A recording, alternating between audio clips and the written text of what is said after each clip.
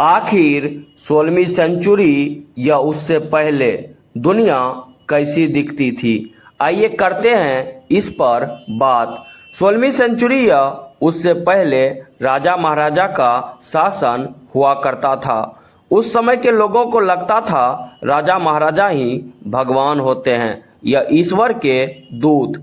इनसे कोई गलती हो ही नहीं सकती, क्योंकि ईश्वर ने ही इन्हें हमारे ऊपर राज करने के लिए भेजा है। उस दौर में ही कुछ लोग खड़े हो जाते थे और कहते थे we are contractor of God, यानी कि भौसरी के, हम हैं ठेकेदार, वह भी भगवान के। और इसी ठेकेदारी के कारण बहुत से धर्म का निर्माण हुआ और सभी धर्म में उसके ठेकेदार को ढेर सारी कमाई होते रही। वास्तव में सभी के अपने माने गए धर्म के वजह से ही समाज में ऊंच और नीच की खाई बनते चली गई। हर धर्म को उठा के देख लीजिए, जो धर्म के ठेकेदार होते हैं वही प्राचीन काल में ये निर्धारित करते थे आखिर ऊंचा कौन है और नीचा कौन है। आज के इस वीडियो में मैं बात करूंगा आखिर लोगों ने क्यों राजा महाराजा को भगवान मानने से इनकार कर दिया और भगवान के ठेकेदार पर कुछ हद तक अंकुश लगाई। इन सभी चीजों की शुरुआत होती है फ्रेंच रेवोल्यूशन से। अब प्रश्न ये उठता है आखिर क्या है फ्रेंच रेवोल्यूशन और ये रेवोल्यूशन क्या होता है। कुछ लोग ये भी बोल सकते हैं राजा महाराजा, भगवान और धर्म का आखिर क्या लेना देना है फ्रेंच रेवोल्यूशन से। तो ठीक है, आपके इन्हीं प्रश्नों के उत्तर देने के लिए ही तो मैंने ये वीडियो बनाया है। बस अब आप शिकायतें करना बंद करें और वीडियो के अंत तक हमारे साथ बने रहे। आपके सभी प्रश्नों का उत्तर आपको अवश्य मिलेगा। रेवोल्यूशन का अर्थ होता है हिंदी में क्रांति और इसका मेनली मोटिव होता है बिग चेंजेज, यानी कि बड़े बदलाव। सोसाइटिकल यानी कि सामाजिक तौर पर, पॉलिटिकल यानी कि राजनीतिक तौर पर और इकोनॉमिकली यानी कि आर्थिक तौर पर। जब किसी इवेंट के वजह से अचानक से चेंजेस आ जाए सोसाइटी में तो उसको कहते हैं रेवोल्यूशन। और फ्रेंच रेवोल्यूशन के अंतर्गत लोगों के सोचने का नजरिया बदला, क्योंकि उस दौर में बहुत से फिलोसफर आए जिसने लोगों को ये समझाया यदि आप सोच सकते हो तो आप एग्जिस्ट करते हो। 16वीं सेंचुरी में फ्रांस से ही ये आइडियाज स्प्रेड हुए। King is not a God, यानी कि राजा भगवान नहीं होते हैं।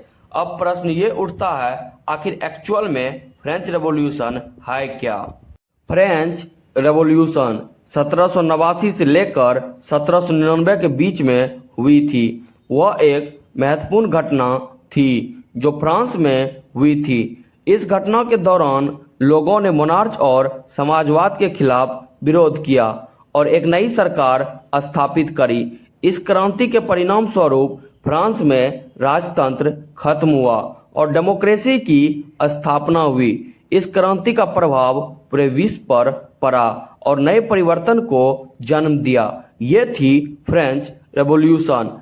अब यदि किसी रेवोल्यूशन का प्रभाव पूरे विश्व पर पड़ जाए और अचानक से मोनार्च समाप्त हो जाए, यानी कि राजा महाराजा का शासनकाल, तो जाहिर सी बात है फ्रांस ने भी इसकी बहुत सी कीमत चुकाई होगी। यदि कीमत को जानना है तो फ्रेंच रेवोल्यूशन के मूल स्वरूप को भी आपको जानना होगा, यानी कि काउज ऑफ फ्रेंच रेवोल्यूशन।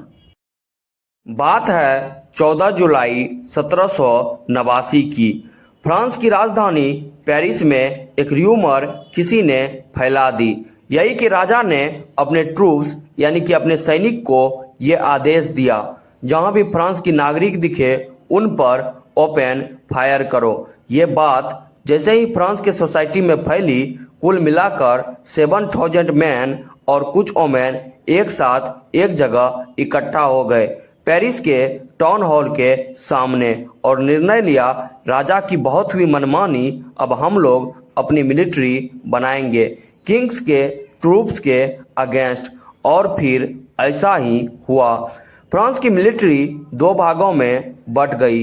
एक किंग की ट्रूप जो मेनली ट्रेंड थी और उसको किंग कंट्रोल कर रहे थे, और दूसरी फ्रेंच सिटीजन की ट्रूप्स जो कि पूरी तरीका से अनस्किल्ड थी, कोई भी उनको कंट्रोल नहीं कर रहा था।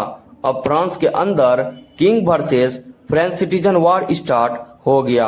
अब फ्रांस सिटीजन की अनस्किल्ड अनट्रेन मिलिट्री ने अपने ही नेशन फ्रांस के बहुत से लॉस करे।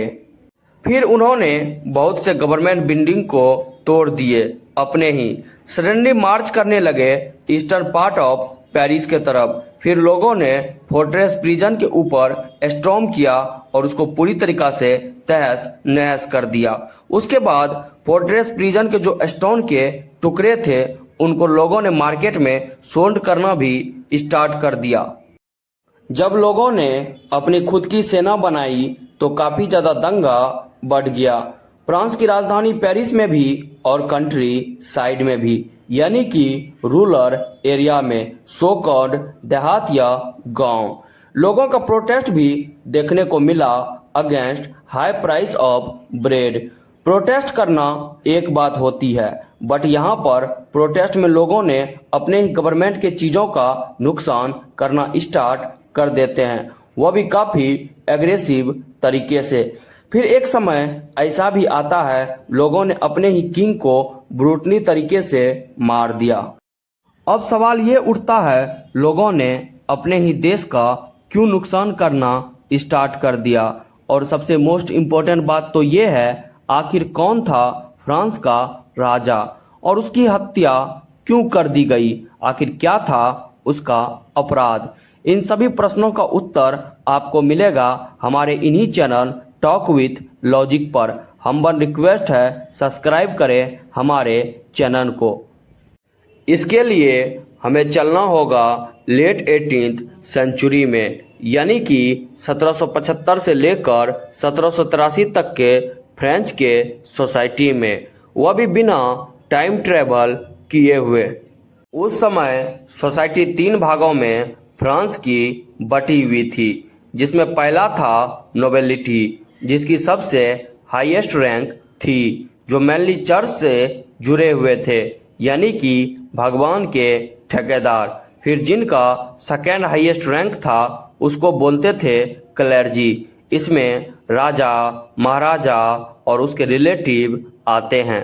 यदि साफ साफ बोलूं तो पूरे फ्रांस को क्लर्जी और नोबेलिटी ने कब्जा रखा था, जिसमें नोबेलिटी को फर्स्ट एस्टेट और क्लर्जी को सेकेंड एस्टेट बोला जाता था। इनकी आबादी सिर्फ 10% थी और इस ग्रुप में थर्ड एस्टेट भी आता था, जिसमें पहले पर था अपर थर्ड एस्टेट वाले, जिनको इंडिया के लैंग्वेज में ओबीसी भी बोल सकते हैं। और इस ग्रुप में आते थे जैसे कि big businessman, merchant, court officials, lawyer etc। Third estate के सेकेंड ग्रुप को आप एससी कैटेगरी में रख सकते हो, जो मेनली पीजेंट और आर्टिसियन थे। और थर्ड एस्टेट के अंदर ही थर्ड ग्रुप में थी पीजेंट, लैंडलेस लेबर और सर्वेंट। चलिए इस ग्रुप को मैं इंडिया के सोशल हायरार्की से कंपेयर कर देता हूँ। फ्रांस सोसाइटी में फर्स्ट एस्टेट में नोबेलिटी और सेकेंड एस्टेट में क्लर्जी और थर्ड एस्टेट में पीजेंट ग्रुप, वह भी कैटेगरीज वाइज। इंडियन सोसाइटी में था पहले पर ब्राह्मण, जो कि है भगवान के ठेकेदार। इन लोगों ने ही समाज में जातिवाद फैलाया, उच्च नीच की जैसी अवधारणा पैदा की। इन्होंने इंसानों को इंसानों में बांट दिया। वास्तव में जितने भी जातिवादी हुए और या फिर जातिवाद हुआ, उन सभी का श्रेय इन्हीं कैटेगरी को मैं देता हूं। और जितना भी जातिवाद के कारण इंसानों का दमन हुआ, उसका भी जिम्मेदार सिर्फ और सिर्फ ब्राह्मण है। दूसरे नंबर पर क्षत्रिय, इसमें वॉरियर कास्ट आते थे, जिसने देश के लिए, धर्म के लिए और इंसानों के लिए बहुत से लड़ाई लड़ी है, जैसे कि यादव, जाट, गुर्जर और शायद थोड़ा बहुत कहीं ना कहीं राजपूत भी इस ग्रुप में शामिल देखने को मिलते हैं। तीसरे नंबर पर वैश्य यानी कि बिजनेस ग्रुप, और चौथे नंबर पर शूद्राज और पांचवें नंबर पर अनटचेबल यानी कि दलित, जिनको छूना भी मना था। इवन उनके परछाई से भी ये लोग दूर ही रहते थे, खास करके जातिवादी ब्राह्मण। लेकिन फ्रेंच सोसाइटी में वैश्य, शूद्राज और अनटचेबल तीनों एक ही ग्रुप में थे। आप सीधे तौर पर मान लीजिए, ब्राह्मण का अर्थ होता है नोबिलिटी और क्षत्रिय का अर्थ होता है क्लेर्जी। बट मेरे हिसाब से इंडिया की सोसाइटी, जिनको वर्ण व्यवस्था बोलते हैं, वह काफी हार्श थी। नहीं विश्वास है तो किसी अनटचेबल से पूछ लीजिए। अकेले ब्राह्मण ने ही नहीं बल्कि क्षत्रिय और वैश्य ने भी बेचारे शूद्राज और दलितों को बहुत ही हार्श किया। इवन एक समय था जब उनका जीवन ही अभिशाप बन चुका था। इसके लिए सिर्फ ब्राह्मण ही जिम्मेदार है, जिसने हमेशा से जातिवाद को बढ़ाया। खैर, इस टॉपिक पर मैं ज्यादा नहीं बोलूंगा। मेरे बहुत से ब्राह्मण दोस्त जो कि बेहद ही करीबी हैं, मैं उन्हें खोना नहीं चाहता, लेकिन जो सत्य है वह भला छुपता कहाँ है। अब फ्रांस के राजा के कहानी पर आते हैं। बात है 1774 की। लुईस 16 नाम का राजा को सिंहासन मिला। वह बर्बन फैमिली से आते थे। उसके नाम के पीछे 16 इसलिए है क्योंकि वह 16वां राजा था बर्बन फैमिली से। जब उन्हें सिंहासन मिली वह महज 20 साल का था और उसकी शादी ऑस्ट्रिया के प्रिंसेस मैरी एंटोनी से हुई थी। लेकिन जब वह गद्दी पर बैठा उसने पाया इम्पिटी ट्रेजरी यानी कि खजाना खाली। इम्पिटी ट्रेजरी राजा लुईस 16 का इसलिए था क्योंकि फ्रांस के अंदर लुईस 16 के राजा बनने से पहले ही फिनेंशियल रिसोर्स वार चल रहा था। और दूसरी सबसे मेन रीजन थी, फ्रांस में एक स्थान है पेरिस, जो कि बहुत ही खूबसूरत सिटी मानी जाती है, बिल्कुल सभी यादवों के घर के तरह। जितने भी राजा महाराजा आए फ्रांस के, वह पेरिस को मेंटेन करने के लिए हाई कोस्ट एक्सयूज करते थे, maintaining the court of Paris. जब लुईस 16 फ्रांस का राजा बना था, उससे पहले ही फ्रांस के अंदर फिनेंशियल वार चल रहे थे। ऊपर से पेरिस के मेंटेनिंग पर अलग से खर्च हो रहा था। लुईस 16 के टाइम पर ही ब्रिटेन ने अमेरिका के 13 स्टेट को कॉलोनीज बना रखा था। मतलब ब्रिटेन और अमेरिका में इंडिपेंडेंस को लेकर संघर्ष चल रहा था। लुईस 16 उस वार में कूद पड़ते हैं और अमेरिका के 13 कॉलोनीज को ब्रिटेन से इंडिपेंडेंट करवा देते हैं। इस वार में लुईस 16 को तो कोई फायदा हुआ ही नहीं, बल्कि सिर्फ ब्रिटेन से अपनी दुश्मनी निकालने के लिए उसने ऐसा किया। इसका रिजल्ट ये हुआ, फ्रांस के ऊपर और मोर देन 2 बिलियन लीवर का डेब्ट आ गया। इससे पहले ऑलरेडी 2 बिलियन लीवर डेब्ट था। लीवर फ्रेंच के उस टाइम के करेंसी को कहते हैं। जिन लोगों ने लुईस 16 को 2 बिलियन का डेब्ट दिया था, अब उसने 10% इंटरेस्ट चार्ज करना स्टार्ट कर दिया। और फिफ्थ रीजन था फ्रेंच गवर्नमेंट के खुद के खर्चे, जैसे कि cost of maintaining an army, army वालों को तनख्वाह देना, कोर्ट को चलाना, रनिंग गवर्नमेंट ऑफिसर्स को सैलरीज देना, यूनिवर्सिटीज पर खर्च करना।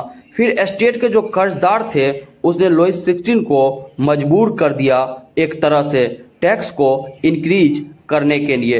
ये सारे रीजन थे जिसके वजह से फ्रांस फाइनेंशियल क्राइसिस से झुलस रहा था। 18th सेंचुरी में ही फ्रेंच सोसाइटी 3 स्टेट में डिवाइडेड हो गई थी। रूल ये था नोबिलिटी यानी कि धर्म के ठेकेदार, और दूसरी क्लेर्जी, किंग और उसके रिलेटिव। इन दोनों ग्रुप को स्टेट बोला जाता था, जो मेनली 1 और 2 स्टेट से आते थे। इन दोनों को कोई टैक्स देने का अधिकार ही नहीं था, बल्कि उल्टा लेने का अधिकार था। हमारे इंडियन सोसाइटी में भी वर्ण व्यवस्था जैसे एंशियंट हायरार्की रही है, जिसमें ब्राह्मण जो कि साफ कहते थे हम हैं धर्म के ठेकेदार।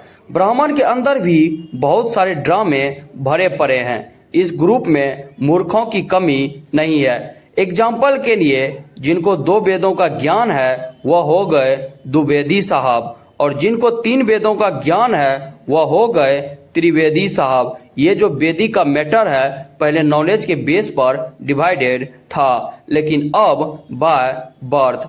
हिंदू धर्म मेनली एक कंपोनेंट है जिसके अंदर सेवरल कास्ट मौजूद हैं। अप्रॉक्स 2234 जातियां इसके अंदर शामिल है, जिनके ठेकेदार हैं ब्राह्मण। इस जाति के लोगों को सबसे पहले पढ़ने लिखने का अधिकार मिला, और इतने सालों में ऐसी कोई भी चीजें नहीं है जो इन्होंने इन्वेंट करी थी जो कि वर्ल्ड लेवल पर ह्यूमन के डेवलपमेंट में। और ये कहते हैं हम लोग बहुत ही ज्ञानी होते हैं। कौन सा ज्ञान और कैसा ज्ञान? ब्राह्मण कास्ट की आबादी भारत में सिर्फ 5% है, और इनके सुप्रीम कोर्ट में जज 36.4% है। कुछ लोग बोल सकते हैं ब्राह्मण पढ़ते हैं, तो क्या सुप्रीम कोर्ट के जज वो नहीं तो तुम बनोगे? सिर्फ एफबी और इंस्टाग्राम पर स्टोरी लगाने से क्या तुम सुप्रीम कोर्ट के जज बन जाओगे? तो उन लोगों के लिए मेरा जवाब है बिल्कुल भी नहीं। बट इंडिया में कोर्ट के जज एजुकेशन के बिहाफ पर नहीं बल्कि बाय बर्थ ही होते हैं। इसे जातिवादी कह लीजिए या रिलेटिव वाद, जैसा आपको ठीक लगे। बस प्रोसेस यहाँ पर डिस्कस नहीं कर सकता क्योंकि ये वीडियो हमारी लंबी हो जाएगी। चुरुमुरी आर्टिकल के आधार पर ब्राह्मण की आबादी 4% है, लेकिन इंडियन प्लेइंग 11 में 7 प्लेयर ब्राह्मण होते हैं। मदन लाल के टाइम पर इंडियन प्लेइंग 11 में 9 प्लेयर ब्राह्मण कास्ट से थे। सचिन, गवास्कर, नमन ओझा, अश्विन इन्हीं के कास्ट से आते थे। इन्हीं समुदाय के लोगों ने समाज को उसके कैटेगरीज वाइज डिवाइड करना प्रारंभ किया। आज भी देश के 95% मंदिरों पर ब्राह्मण कास्ट का इकलौता अधिकार है। इन्हीं के कास्ट ने अनटचेबल को टॉर्चर करना स्टार्ट किया, फिजिकली और मेंटली भी। पहला नंबर पर दलितों को अलाउड नहीं किया गया टेंपल में जाने के लिए। उसे पब्लिक कुआं को भी छूने का अधिकार नहीं दिया गया था। ऐसी कोई भी चीजें उन्हें मिलती ही नहीं थी जिससे वह कम्युनिटी इवेंट में पार्टिसिपेट कर सके। उनको फोर्स किया गया गंदगी में रहने के लिए। एक और बात बता दूं मैं आप लोगों को, मंदिर में उन्हें इसलिए नहीं जाने दिया जाता था क्योंकि उस समय वह आर्थिक तौर पर सक्षम नहीं थे चंदा देने के लिए। दूसरा नंबर पर आता है untouchable practice such as physically touches separate utensil, जैसे कि उनके लिए अलग वाटर यूज होगा। स्कूल और टी स्टॉल में भी कम्युनिटी के बीच में रहने का उन्हें अधिकार नहीं था। उसके लिए सेपरेट सिटिंग अरेंज करी जाती थी। इवन पब्लिक प्लेस पर भी उनको डिस्क्रिमिनेट किया जाता था। तीसरा नंबर पर force and bonded labour, Dalit caste को एक लेबर के तरह ट्रीट किया जाता था। काम तो मिलता था बट वहां पर भी उन्हें एक्सप्लॉइट किया जाता था। कभी कभी तो कंडीशन ऐसी होती थी कि उन्हें काम तो मिलता था बट उनके बदले में कोई भी पेमेंट मिलता ही नहीं था। इतना काम लेने के बाद भी जाति विशेष के लोग उन पर उल्टा डेप्थ लोड कर देते थे। सेक्सुअल वायलेंस, दलित वोमेन के साथ जाति विशेष के लोगों ने वनरेबल सेक्सुअल वायलेंस किया था। इवन मैसिव अमाउंट में रेप और साथ ही मर्डर वोमेन के शामिल थे, और उसके बाद भी जस्टिस की उम्मीद कम ही रहती थी क्योंकि जाति विशेष के नरभक्षी बैठे ही रहते थे ऊपर के लेवल पर। जैसे कि जाति विशेष के ही ज्यादातर मेंबर एमपीज होते थे पहले, साथ ही एमएलएज, मिनिस्टर, उसके बाद मीडिया का सपोर्ट भी इन लोगों को अलग से मिलता था। ऊपर से 90% जजेज इन्हीं के कास्ट के। यदि लालू यादव ना होते तो शायद आज क्या होता इन दलितों का ये कह पाना भी मुश्किल है। डेनियल ऑफ बेसिक राइट्स, दलितों को एजुकेशन लेने का कोई अधिकार नहीं था। किसी को परवाह ही नहीं थी उनके हेल्थ की। यदि वो बीमार भी हो तो भी उन्हें काम करना पड़ता था। वह भी कभी कभी तो वेजेज इन्हें मिलते ही नहीं थे। इनके बच्चे भूखमरी से मरते थे। इन्हीं के हक और अधिकार को मार के जाति विशेष के बच्चे स्विट्जरलैंड और अमेरिका साथ ही लंदन में पढ़ते थे। एक तरह से जाति विशेष के लोगों ने इन दलितों को कभी मौका देना चाहा ही नहीं कि ये गरीबी से बाहर निकले और ये भी हमारे तरह आम सोसाइटी में लाइफ व्यतीत करें। डिस्क्रिमिनेटिंग प्रैक्टिस, दलितों को फोर्स किया गया कमर में झाड़ू बांधने के लिए ताकि जाति विशेष के लोगों की परछाई इन पर न पड़ जाए और मजबूर कर दिया गया छोटे काम करने के लिए, जैसे कि गंदी नाली साफ करना, जूता सिलना। इतना समझ लीजिए, मैनुअल एस्केबेनिंग को प्रिवेंट करना, वह भी छोटे मोटे कार्य के दौरान। 8वीं और सबसे मुख्य पॉइंट है इकोनॉमिक एक्सप्लॉयटेशन। जाति विशेष के लोगों ने एक ऐसा सिस्टम बनाया जैसे दलितों को बिना पे किए हुए ही कर्जदार बना दिया। एग्रीकल्चर सेक्टर में बैडली एक्सप्लॉयट किया गया, जैसे उनके परदादा का कर्ज उनके पापा चुकाएंगे, फिर उनका बेटा। इस तरह से इतना ही नहीं, दलित लेबर को कई बार हार्श कंडीशन में भी कार्य करना पड़ता था, वह भी बिना फेयर कंपनसेशन के। और ये कहते हैं कि हम अपर कास्ट हैं, घंटा के upper caste. Caste based atrocities यानी कि मास वायलेंस होता है। एक वक्त था जब दलितों का काफी ज्यादा नरसंहार हुआ, सिर्फ और सिर्फ जातिगत वर्चस्व के वजह से। और इन्हीं जाति वर्चस्व के वजह से दलित कम्युनिटी का विकास आज भी नहीं हो पाया।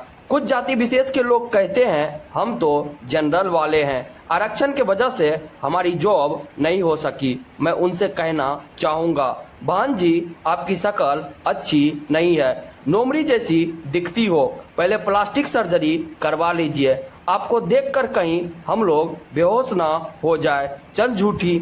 आज यही लोग SC ST एक्ट का भी विरोध करते हैं। बस इतना कहूँगा। सोशल बॉयकॉट, इन्हें एक डिफाइंड कास्ट के तरह सदा ही ट्रीट किया गया है। इनके फंडामेंटल राइट्स को असर्टेड किया गया, उन्हें समाज से अलग थलग कर दिया गया था। इवन बस्ती से लेकर कुआं तक इस कम्युनिटी के अलग रहे हैं। ना तो इन्हें प्रॉपर सपोर्ट मिली, ना ही इन्हें प्रॉपर रिसोर्स। यही वजह है आज भारत के आज़ादी के 76 साल हो चुके हैं, आज भी इन समाज को आरक्षण का भीख लेना पड़ रहा है। लेकिन मेरे हिसाब से ये भिखारी तो कदापि नहीं है। आई टॉक विथ लॉजिक, भगवान श्री कृष्ण का वंशज, आप सभी हरिजनों को भगवान हरि का जन मानता हूँ। मैं यदुवंशी ये स्वीकार करता हूँ, अभी आपका उत्थान सही से नहीं हो पाया है। आज भी आप किसी न किसी नरभक्षी सो कॉल्ड अपर कास्ट के खेतों में काम करते हैं। अब समय आ गया है आपका भी उद्धार किया जाए, इसलिए आपसे विनम्र निवेदन है, नेता चंद्रशेखर रावण का त्याग कीजिए, क्योंकि ये एक स्वार्थी नेता है। और साथ ही नीने कबूतर का भी अखंड विरोध कीजिए, क्योंकि इसके कारण हमारा हिंदू धर्म आरे आ रहा है। और आरजेडी समाजवाद को वोट करिए, अवश्य राधे, हम यदुवंशी आपका उद्धार करेंगे। हमारे शरण में आ जाइए, भगवान श्री कृष्ण और दादा बलराम की सौगंध, हम आपको जातिगत कीड़ों से बचाएंगे और इन सभी चीजों से मुक्त कर देंगे, आपको एक कट्टर हिंदू, अखंड हिंदू बना देंगे। समाज में कई बार दलितों के नाव डूबे, हर बार यादवों ने आके उन्हें बचाया है। अब आते हैं वापस फ्रेंच सोसाइटी के ऊपर। नियम ये था, नोबेलिटी यानी कि धर्म के ठेकेदार, प्रीस्ट और क्लेर्जी जो किंग और उनके रिलेटिव थे, वह एक भी क्लेर्जी फ्रेंच को टैक्स नहीं देंगे। अब नोबेलिटी टैक्स देगा नहीं, न क्लेर्जी टैक्स देगा, तो फिर फ्रेंच को टैक्स देगा कौन? यही सवाल पूरे फ्रेंच सोसाइटी में गूंज रही थी। नोबेलिटी यानी कि प्रीस्ट और क्लेर्जी जो किंग के रिलेटिव थे, उन लोगों ने एक काम किया, टैक्स के मामले में उन लोगों ने अखंड चुप्पी साध ली। फिर लुईस 16 के खुरापाती दिमाग में एक खौफनाक आइडियाज आया। अब सुनो आइडियाज क्या था। अब आइडियाज ये था, ना टैक्स देगा राजा और ना ही टैक्स देगा प्रीस्ट यानी कि पंडित। यदि पंडित टैक्स दे देंगे तो भगवान ही नाराज हो जाएंगे और भगवान को नाराज करने की रिस्क तो राजा बिल्कुल भी नहीं ले सकते थे। लुईस 16 ने सोचा फ्रेंच सिटीजन के कंफ्यूजन को दूर ही कर दूं। उसने कहा फ्रांस के अंदर किसी को टैक्स देने की जरूरत नहीं है, टैक्स सिर्फ यहाँ की थर्ड एस्टेट देगी, यानी कि यहाँ की जनता। अब जो जितना टैक्स देगा उसको उतनी इज्जत मिलेगी, जैसे कि पहले पर था big businessman, merchant, court officials, peasant और आर्टिसियन। और सेकेंड ग्रुप में टैक्स देगा पीजेंट और आर्टिसियन। और थर्ड ग्रुप जो टारगेटेड थे, जैसे कि इस ग्रुप में मेनली इंडियन सोसाइटी के हिसाब से शूद्राज समाज कह सकते हो, या फिर दलित, जिनकी वैल्यू बिल्कुल भी जीरो थी। इसमें छोटे किसान, लैंडलेस लेबर और सर्वेंट आते थे। ये जो पीजेंट क्लास के लोग थे, इनकी आबादी पूरे फ्रेंच में 90% थी। 60% जमीन के मालिक थे नोबेलिटी। ये जो फर्स्ट और सेकेंड ग्रुप वाले थे, इनको प्रिविलेज मिला था बाय बर्थ। अब थोड़ा सा इनके प्रिविलेज पर नजर डालते हैं। पहला, वो एक्सट्रैक्ट कर सकते थे फ्यूडल ड्यूज को पीजेंट क्लास के ऊपर। ये कंट्रोल कर सकते थे एडमिनिस्ट्रेटिव सिस्टम को फ्रांस के अंदर। ये जो आर्मी वार इंगेज होती है उसमें भी ये लोग इंटरफेरेंस कर सकते थे। उसके बाद जो बिल्डर घर बनाते हैं उनको भी यही कंट्रोल करते थे। ये प्रिविलेज धर्म के ठेकेदार को मिला था, वह भी धर्म के नाम पर। अब टैक्सेस चर्च भी इम्पोज करता था, साथ ही किंग भी फ्रांस के अंदर। जो टैक्सेस चर्च लगाता था उन टैक्सेस को कहते थे तिथीज, और जो टैक्सेस किंग इम्पोज करते थे उनको बोलते थे टेल्स या फिर डायरेक्ट टैक्सेस। अब ऑब्वियस सी बात है, टैक्सेस इम्पोज सिर्फ और सिर्फ थर्ड एस्टेट वाले यानी पीजेंट क्लास के ऊपर ही होता था। और ये जो साठ, तंबाकू वगैरह था, इन पर इनडायरेक्ट टैक्स इम्पोज होता था, यानी कि चर्च का। ये जो लीबर वर्ड है फ्रेंच की करेंसी थी, जो 1794 के बाद से फ्रेंच ने इन्हें यूज करना बंद कर दिया। अब फ्रांस सोसाइटी के अंदर थर्ड एस्टेट के ऊपर बर्डन बढ़ता जा रहा था। कभी टेल्स इम्पोज हो जाता था तो कभी तिथीज। फ्रांस की स्थिति बद से बदतर होते जा रही थी। ग्रेन्स यानी गेहूं, फ्रूट, सलाद, शैम्पू, सॉप, इन बेसिक चीजों को भी थर्ड एस्टेट वालों को खरीदना मुश्किल पड़ते जा रहा था। फ्रांस की आबादी थी 23 मिलियन 1715 में और सडनली इंक्रीज हो गई 1789 में, जो कि था 28 मिलियन। यानी कि इन 74 सालों में फ्रांस ने डिटेक्ट किया उनकी पॉपुलेशन 7 मिलियन बढ़ गई है। और पॉपुलेशन बढ़ने की वजह से फ्रेंच सिटीजन के लिए काफी मुश्किल हो गया था सरवाइव करना। उनके बेसिक प्रॉब्लम को जरा सुनिए। पहला, रैपिड इंक्रीज हो गया था डिमांड ऑफ फूड ग्रेन्स, लेकिन इशू ये था उतने फूड ग्रेन्स थे ही नहीं जो इन लोगों के एक्चुअल डिमांड को पूरी कर सके। रिजल्ट ये हुआ प्राइस ऑफ ब्रेड इंक्रीज हो गए। अब जो फ्रांस के शॉप वर्कर थे उनके ओनर ने उनकी वेजेज को फिक्स कर दिया था, बट प्राइस ऑफ ब्रेड बहुत ज्यादा इंक्रीज हो चुकी थी, इसलिए वहां की पब्लिक अनएबल थी अपनी बेसिक नीड को फुलफिल करना। यही रीजन था फ्रांस के अंदर गरीब और गरीब होते चले गए और अमीर होते चले गए। इतना सब चल ही रहा था कि उसी साल फ्रांस में रेन ना होने के वजह से वहां ड्राउट यानी कि सुखाली आ गई, जिनको नाम दिया गया सब्सिडेंसेस क्राइसिस। अब जाहिर सी बात है, शॉप के ओनर एक फिक्स वेजेज देते थे। Price of good regular increase हो रही थी, ऊपर से चर्च और किंग के टैक्सेस, तिथीज और टेल्स, उसमें भी सब्सिडेंसेस क्राइसिस यानी कि फसल का ना होना। यही एक बेसिक रीजन थे जिनके वजह से फ्रांस के अंदर रेवोल्यूशन सडनली और लार्ज अमाउंट में इंक्रीज हो गए। वहां की पब्लिक गवर्नमेंट को ब्रूटली आंसर करने लगी। पीजेंट और वर्कर रिवोल्ट करना स्टार्ट कर देते हैं against increases taxes and food scarcity के वजह से। बट प्रॉब्लम ये थी उस टाइम की फ्रेंच सिटीजन उतने एजुकेटेड नहीं थे। इसी वजह से वह अनकैपेबल थे सोशल और इकोनॉमिक ऑर्डर को चेंज करने में। वास्तव में इन लोगों को जरूरत थी एजुकेशन और आइडियाज की 18th सेंचुरी में। मिडिल क्लास में भी कुछ टाइप के ग्रुप ऐसे थे जिनके पास अच्छी खासी मनी थी। वह कुछ ऐसा काम करते थे इसी वजह से, जैसे कि वूलन और सिल्क टेक्सटाइल का ओवरसी ट्रेड करना, यानी कि दूसरे देशों से। और खरीदने वाले मेनली रिचर मेंबर होते थे सोसाइटी के, जो कि लोग थे दूसरे देशों के। अब थर्ड स्टेट के अंदर बहुत सी कम्युनिटी थी जिन्हें डिवाइडेड कर दिया गया था बाय वर्क, जैसे कि लॉयर और एडमिनिस्ट्रेटिव ऑफिशियल्स। वह सभी एजुकेटेड थे और उनका मानना था ऐसा कोई ग्रुप या वर्ग नहीं होना चाहिए जिन्हें प्रिविलेज मिले बाय बर्थ। सोशल पोजीशन इंसानों के मेरिट पर डिपेंड करनी चाहिए। अब यहाँ से रोल स्टार्ट हो जाता है फ्रांस के फिलोसफर की, जैसे उसमें से एक फिलोसफर थे जॉन लॉक और दूसरा जीन जक्यो रूसो। उनका मानना था society based freedom, equal law opportunity for all, मतलब समाज में सभी के लिए समान आजादी होनी चाहिए, कानून सभी के लिए बराबरी का होना चाहिए, ऐसा जीन जक्यो रूसो ने कहा था। जॉन लॉक ने एक बुक लिखी थी टू ट्रीटीज ऑफ गवर्नमेंट। उसमें लॉक ने रिफ्यूज कर दिया किंग को गॉड मानने से ही, और उसने बोला एब्सोल्यूट मोनार्च नहीं होना चाहिए, मतलब एक ही राजा के पास एब्सोल्यूट पावर नहीं होना चाहिए। उस दौर में ये बातें बहुत ही बड़ी थी, क्योंकि लोग ऐसा कभी सोच ही नहीं सकते थे कि कोई एक राजा ना हो। यही रूसो के आइडियाज को कैरी करी मोंटेस्क्यू ने।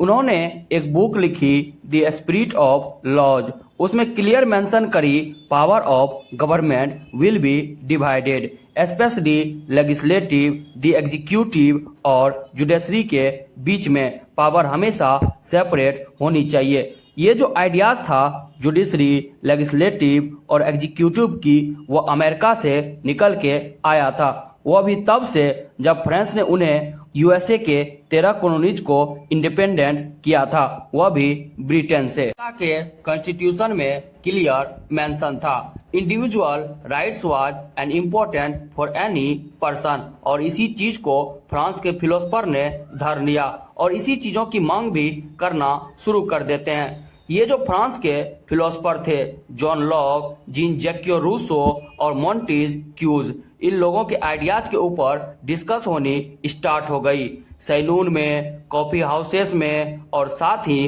बुक्स और न्यूज़पेपर में भी। ये जो डिस्कशन था, इससे फायदा ये हुआ वह लोग भी समझने लगे इंडिविजुअल राइट्स के बेनिफिट को, जो पढ़े लिखे नहीं थे, वह भी उस दौर में। फिर अचानक से न्यूज ये फैल गई फ्रांस सोसाइटी में लुई 16 प्लान कर रहे हैं फर्दर टैक्सेस को इंक्रीज करने की।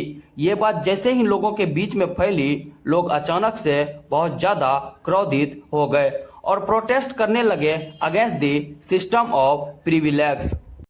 मैंने आपको बतलाया इंक्रीज टैक्सेस के रीजन को। फ्रांस मोनार्च के पास अकेले पावर थी ही नहीं, वह जब चाहे तब टैक्स को इम्पोज कर दे, जब तक मीटिंग की बैठक ना हो, वह भी स्टेट जनरल की। बट कुछ समय से फ्रांस की मोनार्च काफी मनमानी कर रही थी, मीटिंग बैठाए बिना टैक्सेस को इम्पोज कर देती थी। लास्ट स्टेट जनरल की मीटिंग हुई थी टैक्सेस को लेकर 1614 में। अब 5 मई 1789 को लुई 16 बुलाते हैं स्टेट जनरल की मीटिंग, ताकि प्रपोजल रखे न्यू टैक्सेस के रिगार्डिंग। मीटिंग रखी गई रेस्प्लिडेंट हॉल में वर्साइल में, जिसमें फर्स्ट स्टेट और सेकंड स्टेट के पूरे 300 मेंबर रिप्रेजेंटेटिव आए थे, जो असेंबली के सीट पर बैठे हुए थे, और 600 मेंबर थर्ड स्टेट के, जो पीछे खड़े थे, वह भी सीट के। उन्हें ठीक से बैठने के लिए पूछा भी नहीं गया। पहले तो ये फर्स्ट स्टेट और सेकंड स्टेट वाले इतना टैक्स इम्पोज कर देते थे थर्ड स्टेट वाले पर कि वह चुकाए या फिर पढ़े, ऊपर से नाटक ये था इन लोगों का, मीटिंग में वही पार्टिसिपेट करेंगे जो मेनली पढ़े लिखे हैं। ऊपर से पीजेंट, आर्टिसियन और ओमेन को असेंबली में आने से सख्त ही मना था। पीजेंट और आर्टिसियन के आने से मना इसलिए किया गया था क्योंकि वो मेनली लेबर क्लास से बिलोंग करते थे, और ओमेन की तो हम और आप जानते ही हैं, पहले तो उनको पढ़ने का अधिकार ही नहीं था, तो क्या ही दिमाग होगा। जबकि आज पढ़ाई लिखाई करती है तब भी ये हाल है। अब ओमेन के मगजमारी कौन करे, उनकी बुद्धि घुटनों में ही होती है, ऐसा फ्रांस के राजा को लगा होगा। ये तो 600 मेंबर वाले वो लोग थे जिनको आने दिया गया। इनके अतिरिक्त राजा के पास लोगों के अपने डिमांड के तौर पर लेटर के थ्रू भी लोगों ने बहुत सारी बातें रखी। लेटर कुल 40,000 आए थे। अब वोटिंग का रूल ये था, एक स्टेट के पास सिर्फ एक ही वोट देने का अधिकार था।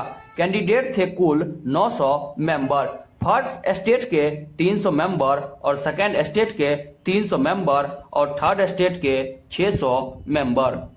अब असेंबली के हिसाब से समीकरण देखें तो ऐसा लगेगा, 1 पर्सन 1 वोट 1 वैल्यू, बट ऐसा कुछ था ही नहीं, लोगों को बस दिखलाया गया।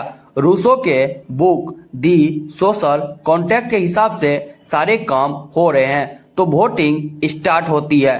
First state plus second state वाले एक तरफ वोट करते हैं, जो कि दोनों के वोट मिलाकर कुल होते हैं 600 वोट। मतलब फर्स्ट स्टेट और सेकंड स्टेट वाले का मानना था टैक्सेस इंक्रीज होनी चाहिए, क्योंकि देना इसको थोड़ी है, वह तो थर्ड स्टेट वाले देते, और थर्ड स्टेट के टोटल वोट हुए 600। मतलब टैक्स इंक्रीज करने वाला और जिस पर होना है उन दोनों के वोटों से कुछ डिसाइड हुआ ही नहीं। अब रूल ये था, यदि वोट से डिसाइड नहीं होता है तो किंग ही डिसाइड कर सकते हैं आखिर करना क्या है। और किंग ने कहा न्यू टैक्सेस इम्पोज होनी चाहिए, और ऐसा सुनते ही थर्ड स्टेट वाले असेंबली से बाहर निकलते हैं और बाहर प्रोटेस्ट करना स्टार्ट कर देते हैं। मिराबियो और अबेसियास लीड कर रहे थे थर्ड स्टेट को। उसमें मिराबियो नोबल फैमिली से आते थे, बट वह फ्यूडल प्रिविलेज के काफी खिलाफ थे, यानी कि जन्म से किसी को भी टैक्स लगाने का अधिकार नहीं होना चाहिए, उनका यही मानना था। और इन दोनों ने क्राउड असेंबली वर्साइल के अंदर ह्यूमन राइट के ऊपर एक पावरफुल स्पीच दी। अबेसियास ओरिजिनली एक प्रीस्ट ही थे, एक नोबल फैमिली से, फिर भी उन्होंने लोगों को समझाया आखिर थर्ड स्टेट है क्या। लोगों की एक बड़ी भीड़ वर्साइल के अंदर लगी। उन्हीं में कुछ एजुकेटेड पीपल ने नेशनल असेंबली में बैठकर फ्रांस के कॉन्स्टिट्यूशन को लिखा, और बाकी के लोग पीछे बैठकर सारी बातें समझ रहे थे, जो बेसिकली अनएजुकेटेड थे, साथ ही अनस्किल्ड भी। अब फ्रेंच के सिटीजन के लिए बिगेस्ट चैलेंज ये था, जो भी लॉज हमने फ्रांस के कॉन्स्टिट्यूशन में ड्राफ्ट किया है, अब किंग से मनवाए कैसे। फ्रेंच सिटीजन काफी एग्रेसिव थे। एक तरह से फ्रेंच सिटीजन चाह रहे थे कॉन्स्टिट्यूशन मोनार्च यानी राजा के पावर को लिमिट करना, बट लोगों का, मेरे कहने का अर्थ ये है, पूरे फ्रांस में ब्रेड खाने वाले की आबादी बहुत ही ज्यादा थी, ब्रेड बहुत ही कम था। अब जिसके पास मुद्रा करेंसी या फिर उस टाइम की करेंसी लीवर था, वह किसी तरह से सरवाइव कर रहे थे, बाकी रेस्ट ऑफ पीपल भुखमरी के शिकार थे। इसी बीच पेरिस के अंदर एक र्यूमर या फिर अफवाह उमड़ कर निकली कि रानी के हवेली पर पार्टी चल रही है, उसमें किंग, उसके रिलेटिव, साथ ही बहुत से नोबल को इनवाइट किया गया है। अब कायदे से ऐसी कंडीशन में होना ये चाहिए था, मैन काफी एग्रेसिव हो जाए, बट यहाँ पर ओमेन बहुत ज्यादा एग्रेसिव दिखी, जबकि ये एक र्यूमर था। कुछ ही आवर में फ्रांस की मूर्ख महिलाओं की भीड़ उमड़ गई। कुछ जो पावरफुल नोबल थे, जिनके पास फ्रांस के लैंड का कुल 60% मोटा हिस्सा था, जिन लोगों ने व्हीट को स्टोर कर रखा था या उन सारी ओमेन ने उनके गोदाम पर हमला कर दिया। एग्जैक्टली उसी समय पर किंग ने अपने प्यादे या ट्रूप्स को पेरिस भेजा था वहां के सिचुएशन का जायजा लेने के लिए। ये सारी घटना अप्रोक्स मिड 18th सेंचुरी की है। एनसीईआरटी में एग्जैक्टली यही मेंशन किया गया है। बट तारीख थी 14 जुलाई फ्रांस की। फिर से मोटी आबादी ने पूरी तरीका से बेस्टाइल को डिस्ट्रॉय कर दिया। अब यदि बात कंट्री साइड की करूं तो पूरे गांव में ये खबर आग के तरह फैल गई। जो बड़े जमींदार हैं वह सभी अपनी जमीन को वापस ले लेंगे। ये सारी चीजें जो फसल उन्होंने लगाई है ये सारे नोबेल कब्जा लेंगे। यानी कि इंडिया के लैंग्वेज में बोले तो पंडित दलितों की जमीन को फिर से हड़प लेंगे। यही सारी चीजें लोगों के दिमाग में उमड़ रही थी। फिर फ्रांस के हरिजन ने सारे पके हुए फसल को डिस्ट्रॉय कर दिया। गांव के लोगों ने काफी उत्पात मचाया। अपने डर के वजह से अपनी खुद की लॉस कर ली। वहां के किसान ने अपनी कुदाल समर्पित कर दी बड़े किसान को और खेत में काम करने से ही इनकार कर दिया। अटैक करने लगे चेतक्स के ऊपर, यानी उन लोगों पर जो बेसिकली किंग थे या फिर उनके रिलेटिव या फिर नोबलमैन, यानी कि फ्रांस की पंडित। उन लोगों ने पहले अनाज के गोदाम को लूट लिया, उसके बाद गोदाम को ही जला दिया। इतना ही नहीं, नोबलमैन के गोदाम में जो डॉक्यूमेंट थे उनको भी उन लोगों ने जला दिया, जिसमें स्पेशली किसानों के कर्ज लिखे हुए थे और खास करके मेंशन थे। एक बड़ी आबादी नोबलमैन की यानी फ्रांस के पंडितों की होमलेस हो गई। कुछ ब्राह्मण तो फ्रांस की पड़ोसी देश में प्लान कर गए गांव के लोगों के डर से। कुल मिलाकर फ्रांस के एक डेंजर कंट्री बन गया था नोबल और क्लर्जी के लिए, इवन लोगों के लिए जो कि बेहद अमीर थे और साथ ही राजा के रिश्तेदार थे। ये था फ्रांस की अटैकिंग रेवोल्यूशन का कमाल। फ्रेंच रेवोल्यूशन में बहुत ज्यादा खून खराबा हो चुका था और हो भी रहा था। अब फाइनली लुईस 16 कहीं ना कहीं उनको डर सा लगने लगा पूरे फ्रांस के अंदर। फिर फ्रांस में फ्यूडल सिस्टम को हमेशा के लिए खत्म कर दिया गया, यानी कि नोबल को अब प्रिविलेज बाय बर्थ नहीं मिलेगा और ना ही वह टैक्स इम्पोज कर सकते हैं। बट मेंबर ऑफ क्लर्जी यानी कि रिलेटिव ऑफ किंग अब भी किंग को फोर्स कर रहे थे उन्हें प्रिविलेज मिलना चाहिए, वह भी जन्म के आधार पर। बट किंग ने तैथीज को एबोलिश कर दी, यानी अब ब्राह्मण को टैक्स इम्पोज करने का कोई अधिकार नहीं था। ऊपर से किंग ने चर्च के लैंड को एक्वायर कर लिया एज अ पनिश। वह सारी जमीनें और उनके एसेट्स करीब मिलाकर 2 बिलियन लीबर की थी। अब यहाँ से फ्रांस एक कॉन्स्टिट्यूशनल मोनार्च बन गया था। फ्रांस की कॉन्स्टिट्यूशन 1791 में बन के तैयार हो गई थी। इस कॉन्स्टिट्यूशन के बनाने का मेन मोटिव था किंग के पावर को लिमिट करना। यहाँ पर पावर सेपरेट हो गई, जैसे कि जुडिशरी, लेजिस्लेटिव, एग्जीक्यूटिव। इस तरह से फ्रांस मोनार्च से एक कॉन्स्टिट्यूशनल मोनार्च बन गया था। अब थोड़ी सी फ्रांस के कॉन्स्टिट्यूशन को समझने का प्रयास करते हैं। पहला, पैसिव सिटीजन को वोट देने का अधिकार नहीं था। पैसिव सिटीजन का अर्थ होता है जिनके पास प्रॉपर्टी नहीं होगा, वह वोट नहीं देगा। यदि पैसिव से एक्टिव बनना है तो 3 दिन के लेबर इतना वेजेज टैक्स पे करना पड़ेगा गवर्नमेंट को। वोमेन को वोट देने का अधिकार नहीं था क्योंकि फ्रांस में ऐसा माना जाता था महिलाओं के पास दिमाग नहीं होता। अब रियलिटी क्या है मैं नहीं जानता, मे भी ऐसा हो सकता है महिलाओं के पास भी दिमाग हो, लेकिन फ्रांस के सिटीजन को तो ऐसा बिल्कुल भी नहीं लगता था। और तीसरी बात, बच्चे जिनकी उम्र 25 साल से कम होंगे वह वोट नहीं दे सकता। अब एक्टिव सिटीजन की कुल आबादी थी 4 मिलियन, पूरे 28 मिलियन आबादी के रिस्पेक्ट में वोट देने पहुंचते थे केवल 5000 मैन। नेशनल असेंबली लेजिस्लेचर में कुल 7 745 मेंबर थे।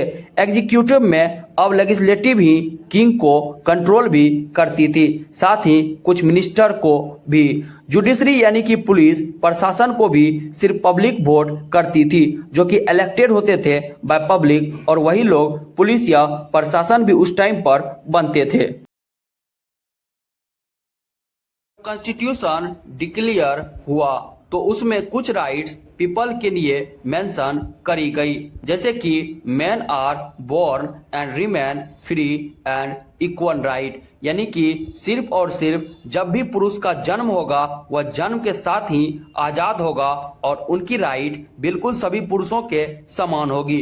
Right to life for a man but not for women, मर्दों को अपनी जिंदगी जीने का अधिकार है, वह भी अपने मर्जी से, लेकिन औरतों को ऐसा अधिकार बिल्कुल भी नहीं मिलना चाहिए, क्योंकि बुद्धि होगी तो ना उन्हें हम लोग अधिकार देंगे। ऐसा फ्रांस के नागरिक का मानना था। कहीं ना कहीं मुझे भी ये चीजें रियलाइज होती है कभी कभी। Freedom of speech, freedom of opinion, equality before the law, ये सभी राइट्स सिर्फ और सिर्फ मैन के लिए था। ये और स्टेट की ड्यूटी थी मैन सिटीजन के नेचुरल राइट्स को प्रोटेक्ट करे। कुछ पॉलिटिकल सिंबल भी फ्रांस में यूज किए गए, जैसे पहला ब्रोकन चेन। चेन एक सिंबल था गुलामी की, और टूटा हुआ चेन एक सिंबल है आजादी की। बंडल ऑफ रड्स, इसका अर्थ था एक रड को इजी तोड़ा जा सकता है, बट इंटायर रड को तोड़ना या फिर बंडल को तोड़ना बहुत ही मुश्किल है।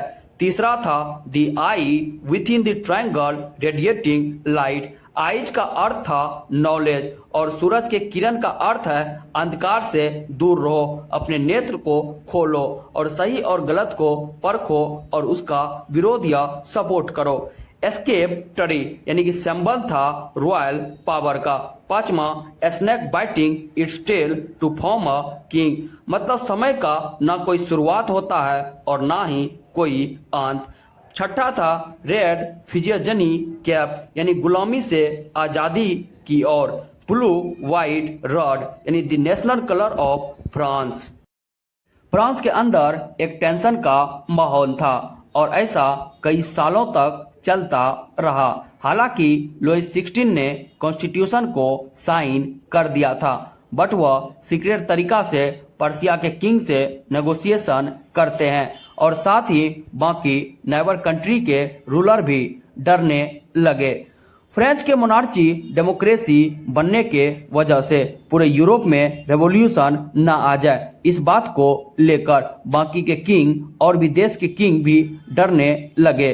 अब फ्रांस के राजा लुइस 16 जो सीक्रेट नेगोशिएशन करते हैं पर्सिया के राजा से 1789 में, इससे लोगों को लगा लुइस 16 फ्रांस के सिटीजन के अगेंस्ट ट्रूप्स उतारेगी। फिर फ्रांस के नेशनल असेंबली 1792 में एक इवेंट हुई, जिसमें ज्यादातर एक्टिव वोटर ने ये माना वार होनी चाहिए, और असेंबली ने पर्सिया और ऑस्ट्रेलिया के अगेंस्ट वार डिक्लेयर कर दी, जिसमें 1000 ऑफ वॉलंटियर ने आर्मी ज्वाइन करी। इसमें दिक्कत यही थी, बहुत से बच्चे अंडर एज भी थे जिन्हें गोली चलाना नहीं आता था। ये वार था पहला तो फ्रांस के अपने ही राजा के विरुद्ध और साथ ही सारे यूरोप के एरिस्टोक्रेट के भी अगेंस्ट। लेकिन इस वार की ललक इंडिया तक नहीं पहुंची, क्योंकि इंडिया खुद ही एक स्लेव कंट्री था और कुछ जाति विशेष के लोग बाय बर्थ प्रिविलेज के बेनिफिट उठाते जा रहे थे।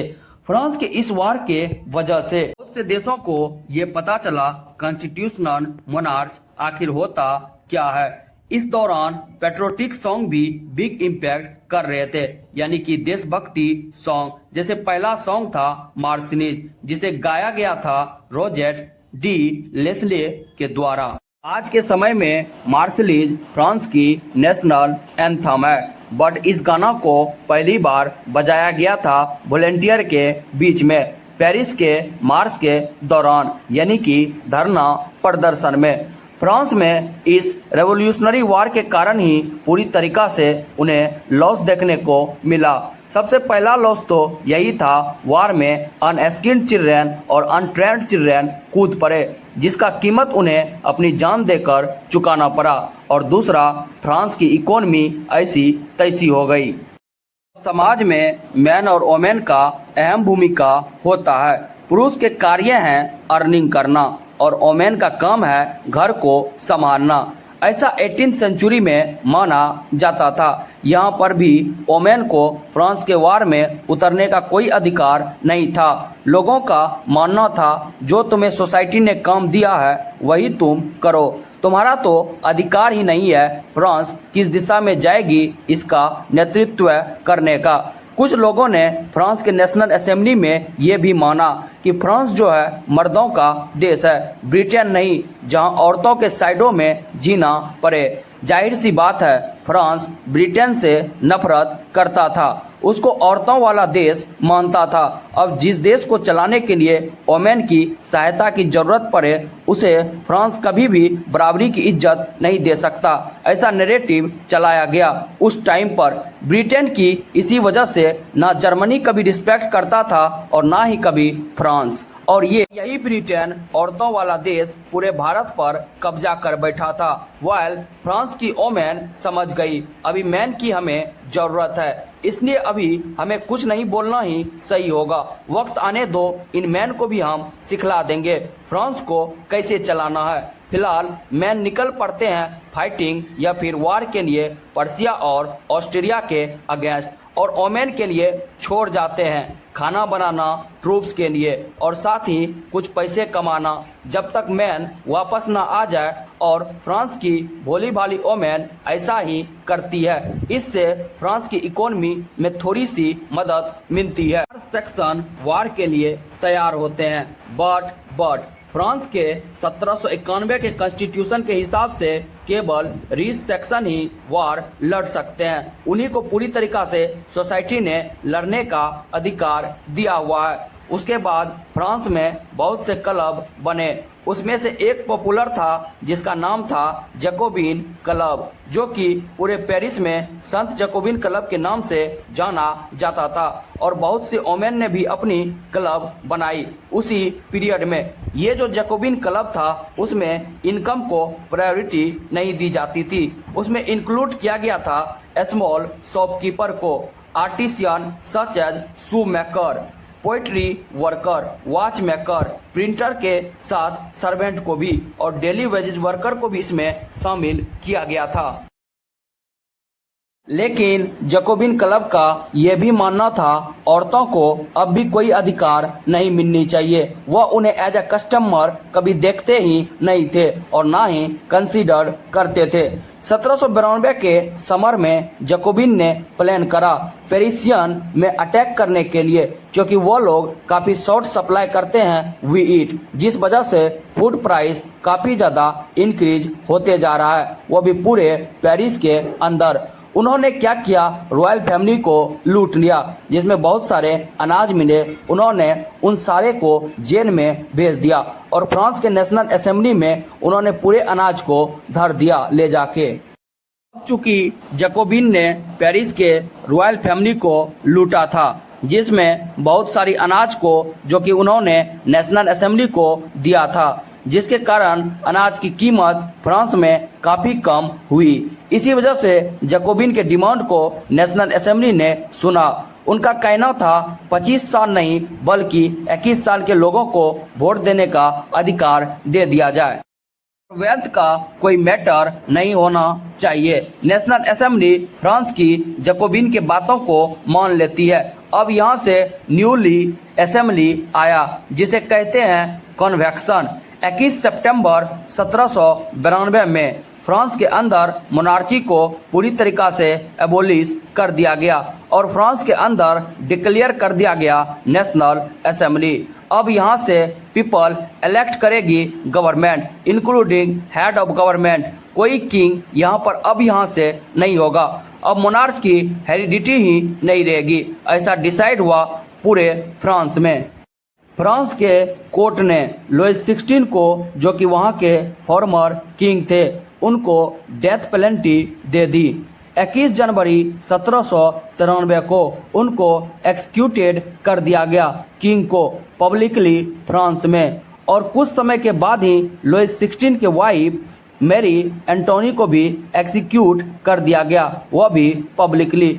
उस समय दुनिया सन्न रह गई फ्रांस के इस करतूत को देखकर। मैं यहाँ से थोड़ी सी पर्सनल लाइफ के ऊपर बात करता हूँ लुइस 16 की। लुइस 16 फ्रांस का एक ढीला ढाला शासक था, जो ना तो सही से अपने रिलेटिव को कंट्रोल कर पा रहा था और ना ही नोबिलिटी को। जब मर्जी होती थी इनके रिलेटिव टैक्स को इम्पोज कर देते थे।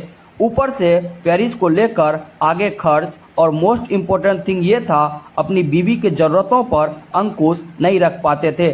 ज़्यादातर कंडीशन में लुइस 16 की बीवी रिस्पॉन्सिबल थी फ्रांस के टैक्स को एक्सीड करने में। मेरे कहने का अर्थ ये है, जब लुइस 16 अपने वाइफ की अनवांटेड नीड को पूरी नहीं कर पाए तो आम इंसानों की किसी औरत को खुश रख पाना कितना कठिन होगा, जरा सोच के देखिए। बस निवेदन इतना ही है, किसी की जरूरतें उतनी ही पूरी कीजिए जितनी की नीड हो। जिस दिन आपने अपनी लिमिट क्रॉस कर दी किसी की जरूरत को पूरी करने में, उस दिन आपका कंगाल होना तो तय समझिए। या तो आप रोड पर आएंगे या आपकी स्थिति रोड पर आने जैसी होगी। तो यही थी लुइस 16 की कहानी। यदि हमारी वीडियो अच्छी लगी तो हमारे चैनल को लाइक करें, सब्सक्राइब करें, साथ ही बेल आइकन के घंटे को दबा दें। यदि लोगों की डिमांड रही तो मैं पार्ट 2 भी अवश्य लाऊंगा।